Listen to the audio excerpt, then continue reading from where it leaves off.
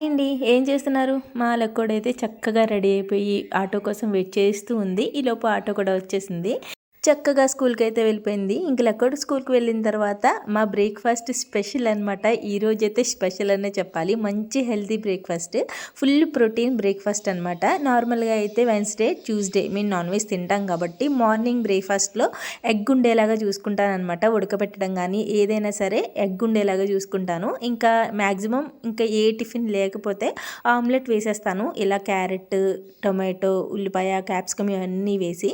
ఈసారి మాత్రం వాటితో పాటు చికెన్ పీసెస్ కూడా ఉడకబెట్టి ఇలా లేయర్స్ కింద తీసేసి వేసుకున్నాను. టేస్ట్ అయితే అదిరిపోయింది. మా లక్కోడికైతే వెజిటేబుల్స్ వేయకుండా చికెన్ పీసెస్ వేసాను. మా లక్కోడు కూడా చాలా ఇష్టంగా తిందనమాట. నాకైతే సూపర్ నచ్చింది. చికెన్ వేసాం కదా, నచ్చకుండా ఎలా ఉంటుందో చెప్పండి. ఇప్పుడు కొంతమంది కమెంట్స్ పెడతారు మాడిపోయిందని చెప్పి. అవునండి, కొంచెం ఎక్కువ కాలింది కానీ టేస్ట్ బాగుంది. ట్రై చేయండి. అలాగే ప్లీజ్ వీడియోని లైక్ చేసి సబ్స్క్రైబ్ చేసుకుని